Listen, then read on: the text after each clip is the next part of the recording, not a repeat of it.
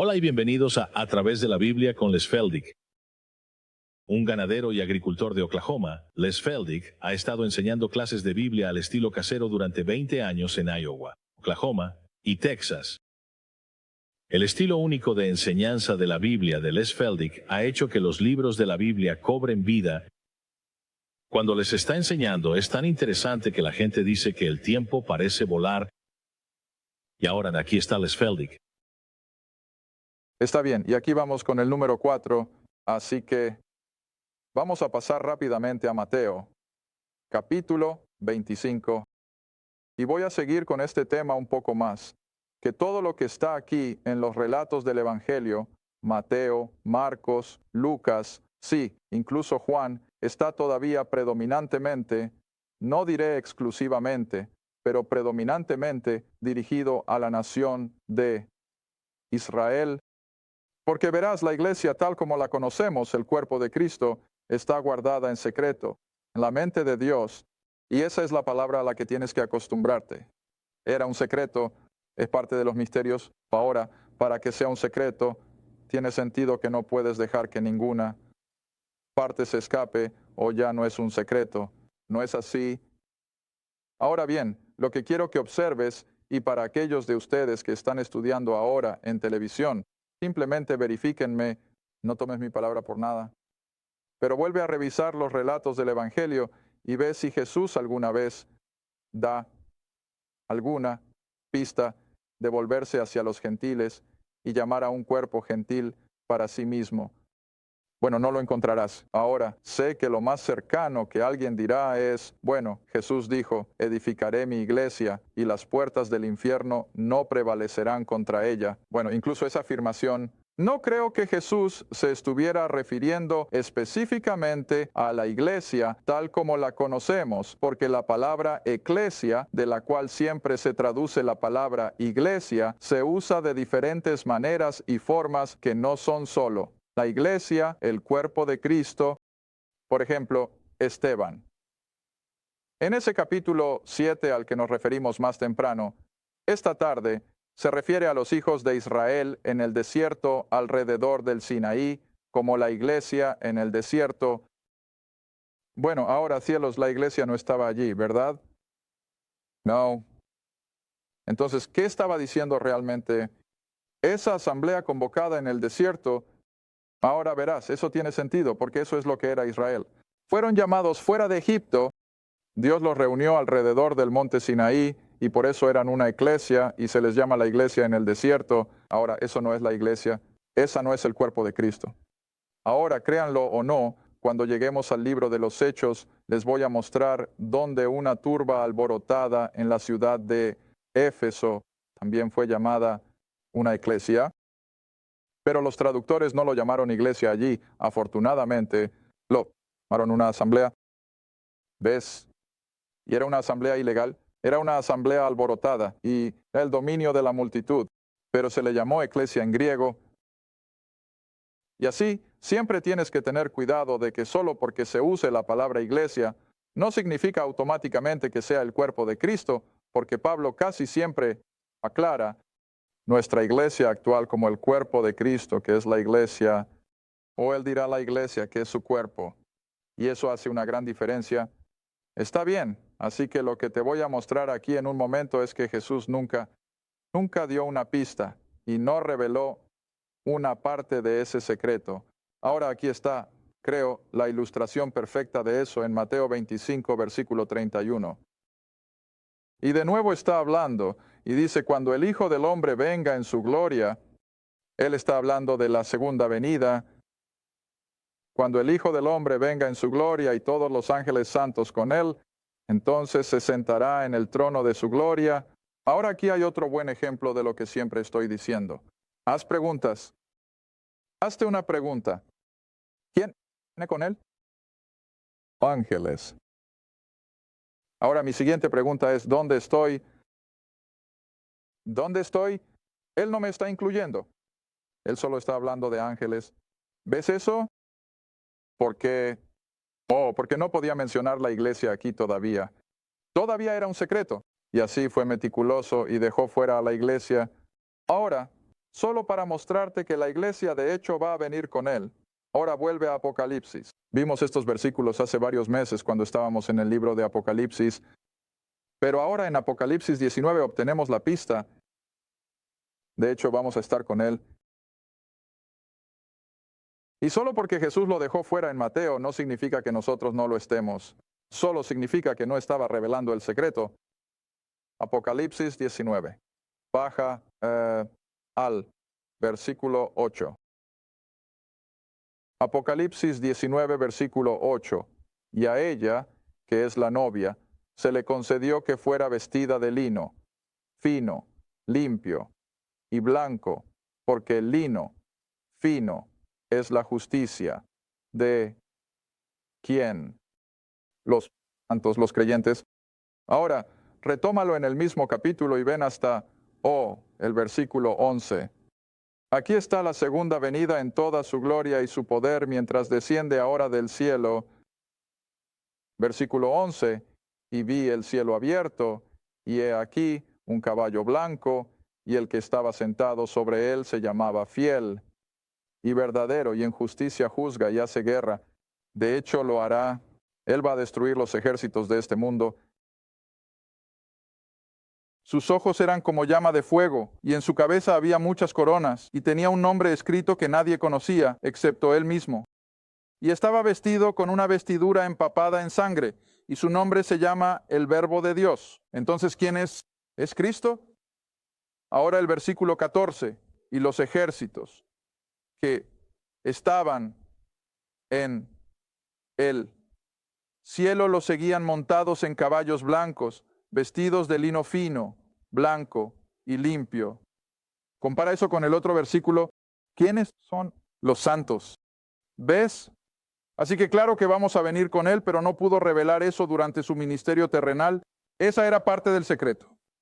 Y así encontrarás que a lo largo de todo el relato del Evangelio, nunca hay una referencia al cuerpo de Cristo, los salvos de los gentiles. Todo sigue siendo básico para los pactos hechos con Israel. Y como he dicho tan a menudo, si la gente simplemente leyera y leyera y leyera y leyera, estudiara estas cosas, entonces verían que lo que todos piensan que está ahí no lo está. Los evangelios simplemente no lo contienen. Y creo que por eso la iglesia está en tal lema esta noche. Y cuando digo la iglesia, no me refiero a ninguna denominación en particular, es porque, como me han dicho mis alumnos una y otra vez, el 90 al 95% de la predicación y enseñanza de la iglesia proviene de los evangelios, de los 4 evangelios. Y se están perdiendo el rumbo. ¿Ves? No es que ignores los evangelios o que el cielo lo prohíba. Me encanta enseñarles, pero ves, nuestra doctrina básica para la salvación, ahora déjame mostrarte un versículo en Pedro. Mira, así es como enseño. No puedo evitarlo. Regresa a Pedro 1, Pedro 2.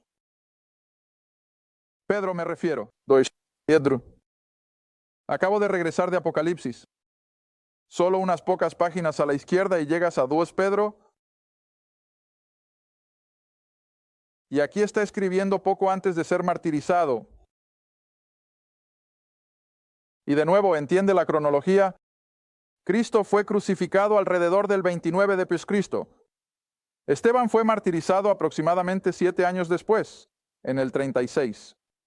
Al año siguiente tienes a Pablo convertido, que sería el 37. Luego, al año siguiente, 38 de Cristo, tienes a Pedro yendo a la casa de Cornelio. Y luego, llegas hasta alrededor del 60 de Cristo. Pablo escribe el libro de Romanos. Y luego, alrededor del 64, 65, escribe las otras epístolas, Efesios, Filipenses, Colosenses, y luego, alrededor del 67, en algún momento por ahí, justo antes de ser martirizado, escribe a Timoteo y a Tito, y así, Pedro escribe sus pequeñas epístolas hacia el final de su vida, y eso será poco antes de que el templo sea destruido por los romanos en el 70 de Cristo. Así que estamos llegando muy cerca de eso ahora. Y así, poco antes de que Pedro sea martirizado, y Pablo también, Pedro escribe, y por supuesto, está escribiendo a judíos, al igual que Santiago, principalmente a la nación de Israel. Pero mira lo que dice en el versículo 15 de 2 Pedro 3. Y ten en cuenta, agárrate de eso, que la paciencia o la longanimidad de nuestro Señor es que salvación. Mira, ese es el propósito de todo este libro. De principio a fin. El propósito de este libro es llevar a la humanidad perdida a un conocimiento de la salvación.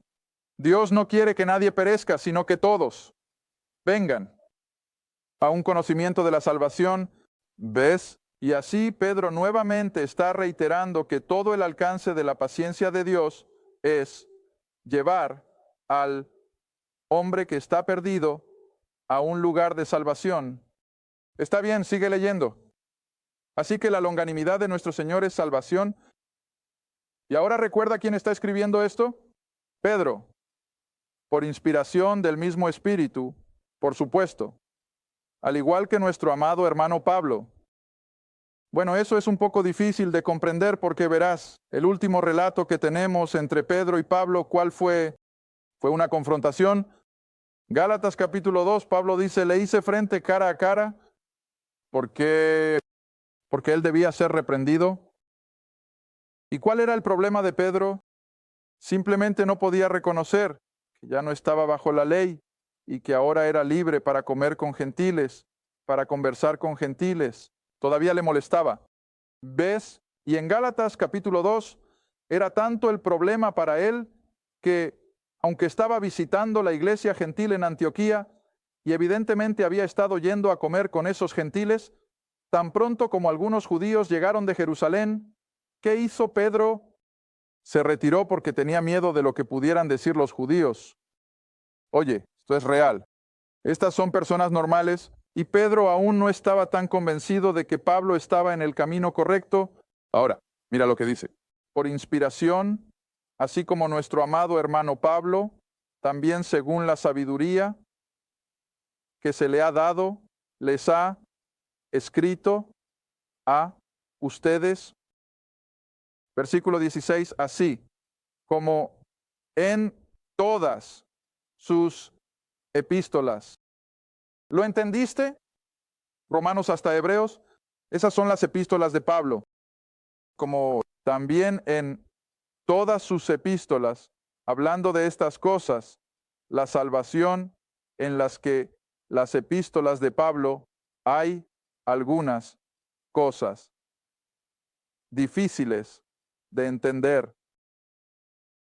Ahora, gente tiene problemas con algunas de las cosas que enseño. Puedo entender, porque te diré una cosa, no están acostumbrados a eso. Y Pedro estaba en el mismo barco.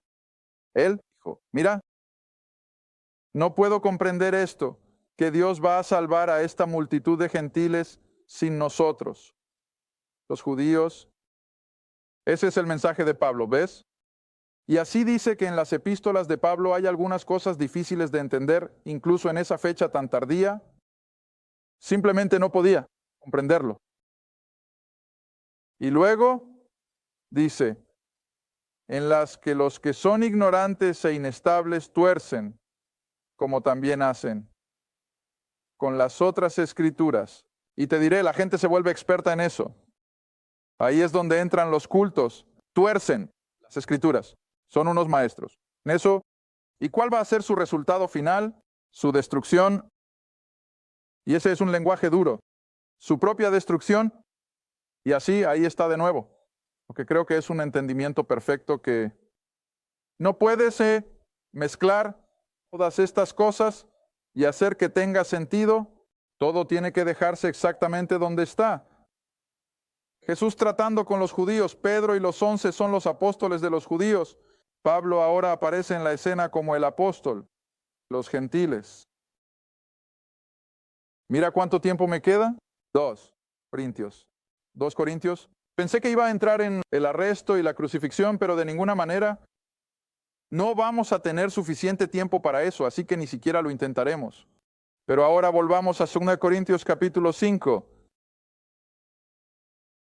2 Corintios capítulo 5.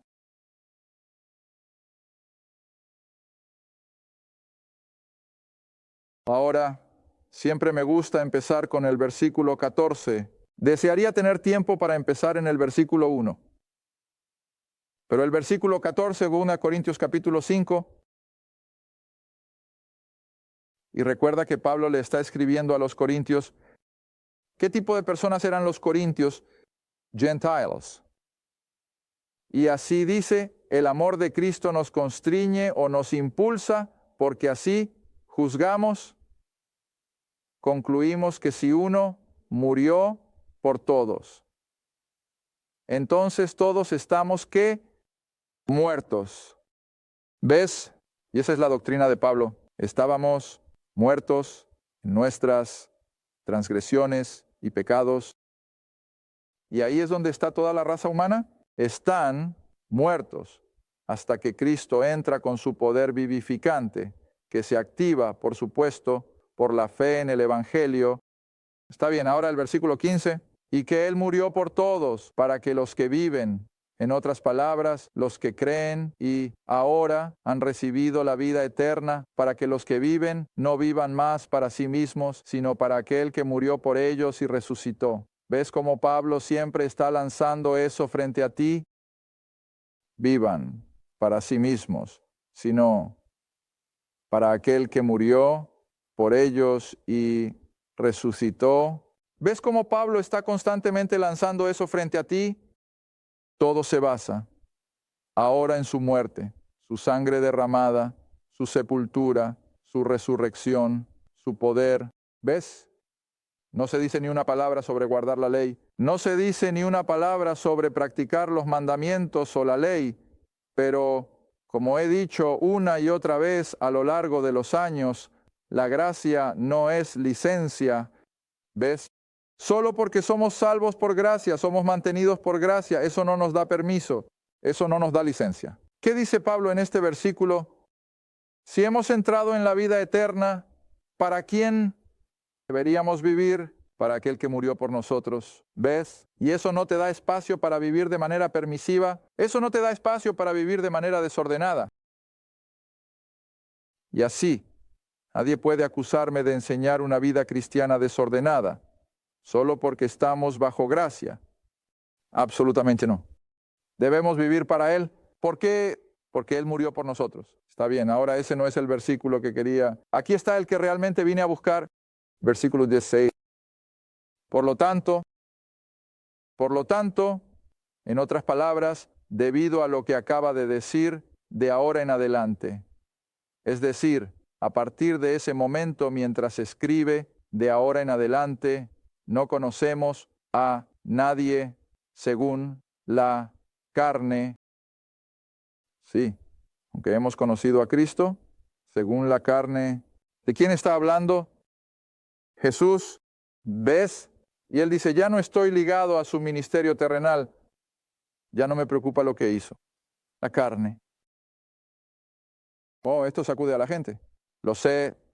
Porque mira, les gusta pasar todo su tiempo hablando de su ministerio terrenal, los milagros, y de cómo camina sobre el agua. Y quiero decir, eso es interesante, ¿ves? Pero eso no llega al meollo de la necesidad del pecador. Eso simplemente está demostrando que él era quien decía ser. Pero ahora, ¿ves? Ahora no debemos preocuparnos tanto por ese ministerio terrenal, sino más bien por la obra de la cruz. Ahí es donde todo llega a un punto crítico, ¿ves? Está bien, sigue leyendo.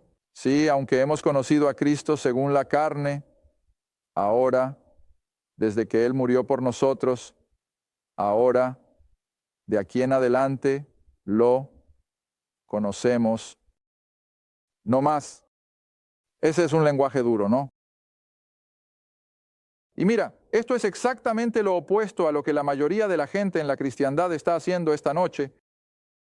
Están pasando todo su tiempo en esos 4 evangelios, en su ministerio terrenal, y están pasando por alto el hecho de que este Jesús que realizó los milagros murió, que tenía que morir.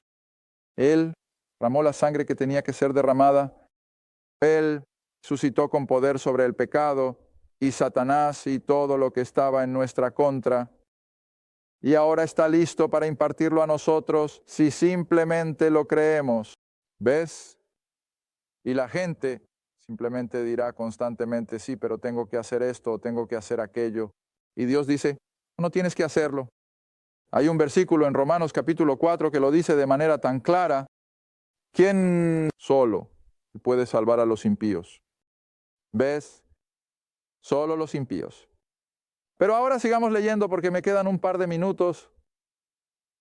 Así que ten en mente ese versículo 16, que desde el momento de su muerte, sepultura y resurrección, no debemos enfocarnos tanto en su ministerio terrenal como en su muerte, sepultura y resurrección, su sangre derramada, el poder del Evangelio. Ahora bien, versículo 17. Por lo tanto,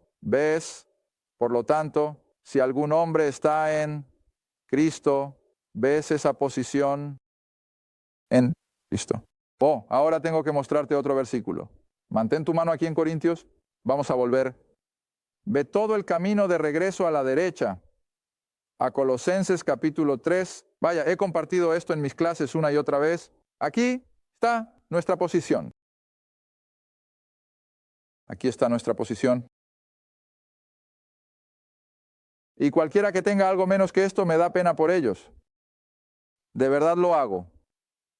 Porque aquí es donde tenemos la alegría de nuestra salvación. Justo aquí, Colosenses 3, versículo 3. Bueno, leamos los tres. Empecemos con el versículo 1. Si entonces has resucitado con Cristo, ¿ves? Te has identificado con su muerte, sepultura y resurrección. Si ese es el caso, entonces busca las cosas que son de arriba. Haz que sean tu prioridad. Ahora, eso no significa que nos volvamos tan espirituales que no seamos de utilidad en la tierra. ¿Lo has oído? No sé lo que significa. Pero significa que nuestras prioridades están dirigidas hacia el cielo, donde Cristo está sentado a la derecha de Dios. Ahora, versículo 2. Pon tu afecto en las cosas de arriba, no en las cosas de la tierra. ¿Ves qué práctico es eso? Eso es, cristianismo práctico. Ahora, eso no significa que tengas que... ¿Cuál es la palabra que estoy tratando de encontrar? Esa no es la palabra que tienes que ser frugal y no puedes disfrutar de nada. Eso no significa que tengas que vivir de manera espartana. Esa es la palabra que estoy buscando. Eso no significa que tengas que vivir una experiencia espartana y pasar por la vida con solo los requisitos más básicos.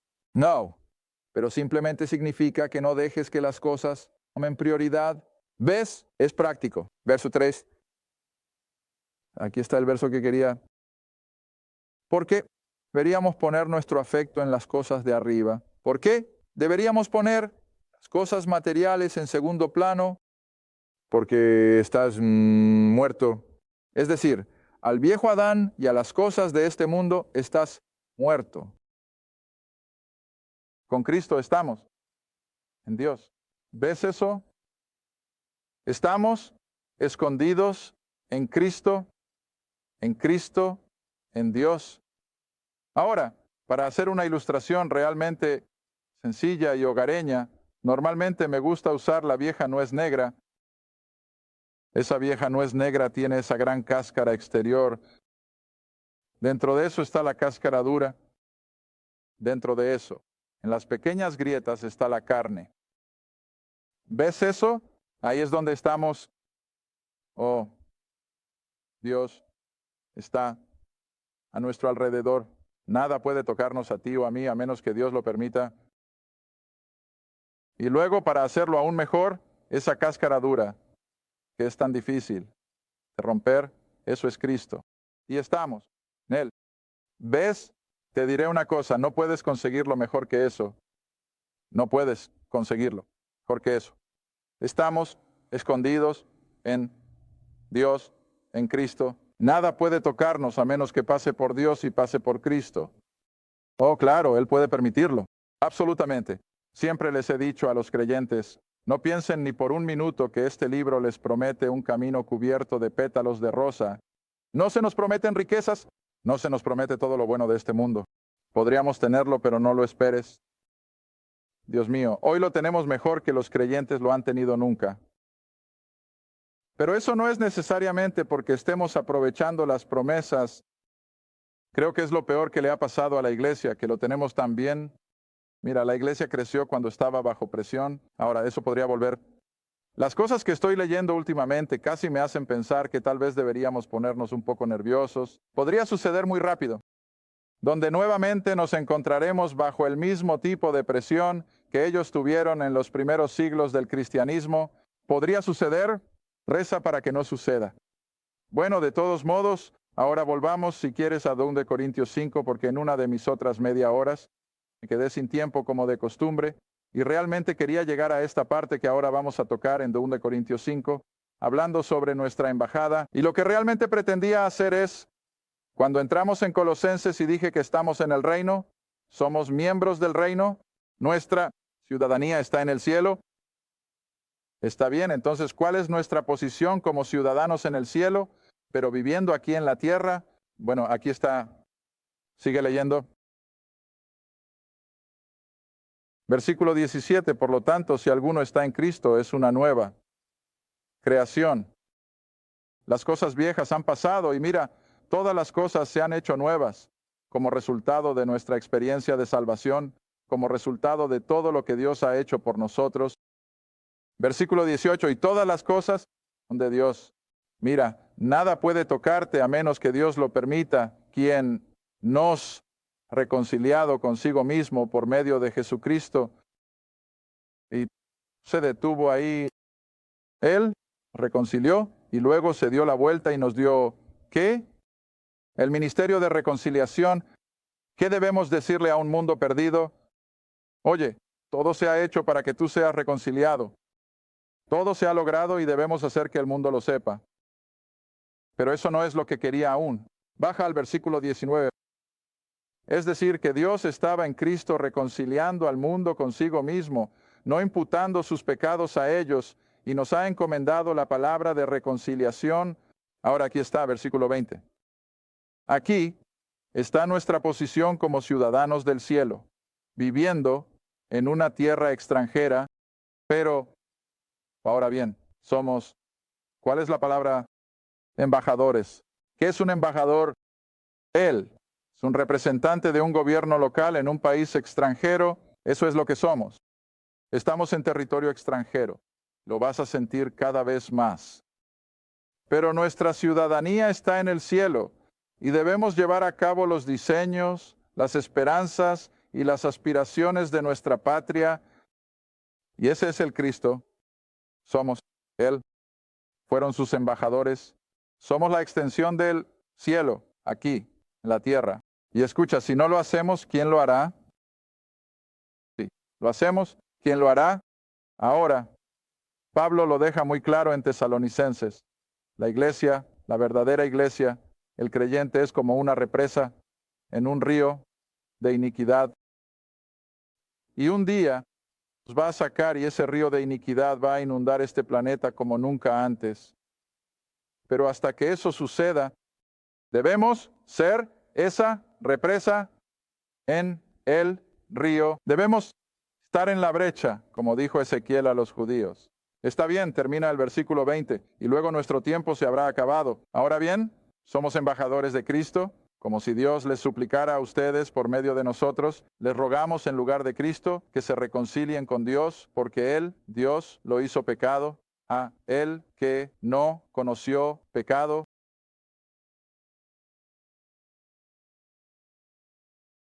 Gracias por ver, a través de la Biblia con Les Feldick, un estudio bíblico semanal. Si deseas más información sobre los ministerios Les Feldick, un estudio bíblico en tu área, o sobre este programa, escribe a Ministerios Les Feldick, Ruta 1, Caja 760, Quinta, Oklahoma, 74552. Esa es la Ruta 1. Caja 760, Quinta, Oklahoma, 74552. A través de la Biblia con Les Feldick es apoyado por los espectadores, y tu donación es apreciada. Gracias, y asegúrate de sintonizar la próxima vez para A través de la Biblia con Les Feldick.